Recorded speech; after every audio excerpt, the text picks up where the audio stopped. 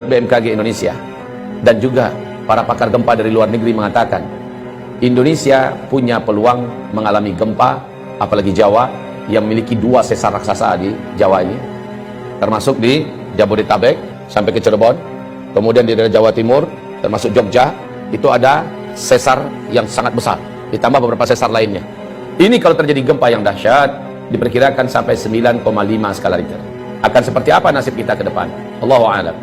Kita hanya berdoa dan berharap semoga tidak, semoga tidak. Saya juga berharap demikian dan kita aminkan bersama-sama. Mari, amin ya rabbana amin. Kulali, seorang pakar gempa Australia, baru saja menyampaikan bahwa dari Selat Sunda sana, dari Pandeglang, ada potensi gempa di dataran dangkal. Dan ini yang paling dikhawatirkan, Pak. Ini bisa menimbulkan tsunami setinggi 57 meter. Tsunami ini akan mengejar sampai seluruh Banten sampai ke Jakarta. Kalau 57 dari sana sampai Jakartanya sisanya 15 meter ketinggiannya. Apapun itu, kita aminkan lagi, semoga tidak pernah terjadi. Amin. Tapi mereka bicara bukan orang-orang bodoh. Mereka adalah pakar dan ahli. Ketika mereka memperingatkan, maka layak untuk kita mengambil kesiagaan. Saya hanya sarankan pada kita, yang mampu menghentikan bencana yang sudah diprediksi perkiraannya hanyalah Allah Subhanahu wa taala. Kalau begitu, ambil cara bagaimana Allah bisa mengalihkan atau menghentikan rencana bencana yang akan terjadi itu. Caranya gimana? Nabi sudah kasih tunjuk kepada kita. Pertama, lakukan taubat massal. Indonesia harus bertaubat. Dari apa bertaubat? Indonesia harus umumkan taubat ini kepada Allah Subhanahu wa taala, pemerintahnya, ulamanya, ya. Apa yang harus masyarakatnya diajak? Yang diajak taubat itu adalah negara Indonesia ini dengan rakyatnya. Satu, hentikan menzalimi para alim ulama. Gus Nur hari Kamis tanggal 27 Oktober dia menerima hari Kamis itu surat panggilan, statusnya sebagai tersangka. Gus Nur menyampaikan dalam bentuk video, dia sampaikan, silakan laporkanlah, sekarang saya sudah tersangka, paling-paling saya hanya ditangkap, dipenjarakan, atau mungkin bisa jadi saya dibunuh, terserah kalian mau buat apa, saya tidak ada takut. Tapi ingat oleh kalian, Allah maha bangun, Allah maha membalas, Allah maha hidup, Allah pasti akan melakukan apa yang akan dilakukannya kepada kalian. Catat oleh kalian, katanya, mulai jam ini, dari detik ini juga, kalian catat semua. Kalian akan menyaksikan hal-hal yang tidak pernah kalian inginkan selama ini. Ditindaklanjuti oleh Polda Palu. Yang gempa besar besoknya, maghribnya. Jadi hanya selang 24 jam terjadi gempa besar di Palu sana. Anehnya, semua rumah bangunan gedung yang ada di sekitar rumahnya dan pesantrennya Gus Nur yang ada di Palu hancur. Tapi gedung dan rumahnya, pesantrennya Gus Nur utuh seutuh-utuhnya. Berdiri kokoh, rapi serapi-rapinya. Sebelah-sebelahnya rata. Masya Allah, Allah kasih lihat. Bahkan kantor Polda yang ada pun tenggelam oleh tsunami. Tidak sedikit jumlah para aparat yang sampai hari ini belum ketemu. Ya Rabb, jangan sakiti ulama. Saya sudah sampaikan kepada pemerintah negeri Republik Indonesia tercinta ini. Anda berutang ke sana kemari dengan harga dan angka yang sudah sangat gila-gilaan. Dan ini membahayakan untuk NKRI ke depan.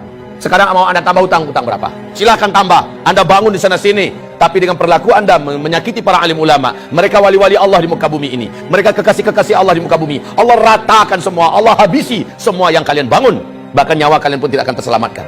Ingat ini baik-baik, wahai para penguasa. Anda tak lama berkuasa, hidup Anda juga tidak lama di muka bumi ini. Jika para alim ulama tidak Anda perlakukan dengan mulia, ibarat Allah yang kami muliakan. Tidak ada rezim yang ada dalam sejarah lalu menentang para pembawa-pembawa dakwah, melainkan rezim itu akan berakhir dengan tragis. Baca sejarah, buka Al-Quran, buka sejarah bagaimana setiap rezim yang berani menentang pembawa-pembawa dakwah dengan tragis. Wa kadzalika ja'alna likulli nabiyyin aduwwa syayatinal insi wal jin. Musuh-musuh dakwah ini adalah setan-setan manusia dan setan-setan jin. Demikian Allah firmankan, yuhi ba'dhum ba'dha zukhrufal qawli ghurura. Konspirasi mereka sesama mereka saling rapat dan akrab dalam rangka memadamkan dakwah. Tapi pada ujungnya, qul ja'al haqqa wa zahaqal batil. Kalau kebenaran sudah datang, kalau kebenaran sudah diusung dan dibawa, diperjuangkan, yang batil pasti akan enyah. Apa yang kurang dari Firaun? Pucuk dan puncak kekuasaan-kekuatan saat itu di tangannya. Negara-negara mana yang tidak takut dengan kekuasaan yang dimiliki oleh Firaun? Kekuasaan yang luas, bala tentara yang banyak, persenjataan yang hebat, media semuanya di tangannya, semua kekayaan ada di tangannya. Kurang apa Firaun? Dan Musa hanya seorang pendakwah biasa. Musa dengan pendampingnya Harun. Bani Israel orang-orang rakyat biasa. Tapi mereka bersama Allah yang maha perkasa. Ketika semakin zalim, Firaun kepada Musa dengan fitnah yang bermacam-macam, dengan cara yang bermacam-macam untuk menghabisi Musa. Akhirnya Firaunlah yang habis. Bala tentaranya habis, lumpuh semua. Bukan sekedar lumpuh, mati semuanya. Ditenggelamkan oleh Allah dalam Laut Merah. Kisah Firaun ini terulang, abad demi abad terus terulang dan berulang. Namrus sebelumnya, Ibrahim yang disasar. Namrus habis, dihabisi bala tentaranya oleh Allah hanya dengan tentara kecilnya berupa lalat. Namrus pun sekarat mampus. Bala tentaranya hebat-hebat. Itu Ibrahim alaihissalam, Nabiullah dan Rasulullah, Abul Anbiya Ibrahim alaihissalam. Nabi Muhammad disakiti oleh Abu Jahal, Abu Lahab. Di Mekah dia petentang-petenteng ke sana kemari seolah dunia miliknya, membangun koalisi dan jaringan internasional kemana-mana dalam rangka menyakiti Nabi Muhammad, menyakiti para sahabat. Habis mereka dibuat oleh Allah Subhanahu wa taala. Maka rezim manapun di muka bumi ini, kalau sudah berhadapan dengan dakwah ilallah, berhadapan dengan ahli-ahli dakwah, para alim ulama, pembawa dakwah, pembawa kebenaran, Allah pasti akan tetapkan lan tajida li sunnatillahi tabdila. Tidak akan didapatkan sunnatullah itu bisa berubah, tidak akan pernah berubah. Sunnatullah itu tetap akan terulang. Saya tidak tahu omongan ini akan sampai tidak ke telinga para pemimpin dan berkuasa yang sedang memimpin di Indonesia. Saya tidak ingin para pemimpin yang ada, rejim yang ada berakhir tragis. Tugas saya hanya sekedar menyampaikan. Saya tidak punya wewenang apa-apa dalam menurunkan azab. Saya tidak menginginkan azab turun ke Indonesia ini. Saya ingin pemimpin kita memimpin dengan baik dan benar. Roda kepemimpinan pemerintah berjalan dengan baik dan benar. Masyarakat hidup dengan makmur, sejahtera, tertanggulangi masalah-masalah berat kehidupan mereka. Agama juga terjaga dan terawat. Maka baldatun thayyibatun wa rabbun ghafur terwujud. Ini yang saya mau.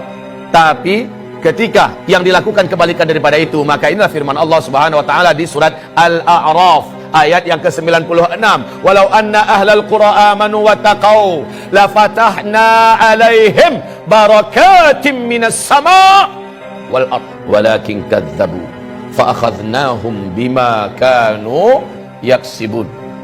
Kalaulah suatu negara, suatu bangsa, penduduknya benar imannya kepada Allah dan mereka melaksanakan perintah-perintah Allah, meninggalkan larangan-larangan Allah dan Rasulnya, la fatahna alaihim barakatim minas sama'i wal ard, pasti kami bukakan selebar-lebarnya pintu-pintu barakah dan kebaikan dari langit dan juga yang keluar dari bumi. Walakin, tetapi sayang, kadzabu, mereka mendustakan, mereka melawan dan menentang. Fa akhadnahum bima kanu yaksibun, kami siksa mereka. Fa akhadnahum bima kanu yaksibun. Kapan siksaan itu? Afa amina ahlul qura ayatiyahum ba'suna bayata wa hum naimun. Apakah mereka merasa aman ketika dosa sudah dibuat di mana-mana, maksiat sudah dilakukan di mana-mana? Mereka masih merasa aman daripada siksa dan azab kami yang datang kepada mereka baghtatan, tiba-tiba. Wa hum naimun, mereka sedang di rumah-rumah mereka, mereka sedang kumpul-kumpul dengan keluarga mereka, mereka sedang mau tidur atau sedang tidur, datang kepada mereka siksaan kami. Wa hum naimun. Awa amina ahlul qura ayatiyahum ba'suna duha, atau kami siksa mereka di waktu duha. Wahum yal'abun, mereka sedang main-main. Baik saudaraku, hamba-hamba Allah yang kami muliakan, insyaallah semoga bermanfaat yang saya sampaikan. Mari kita istighfar dan tutup dengan doa kafaratul majlis. Astaghfirullah, astaghfirullah, astaghfirullah. Subhanakallahumma wa bihamdika asyhadu an la ilaha illa anta astaghfiruka wa atubu ilaik. Wassalamualaikum warahmatullahi wabarakatuh.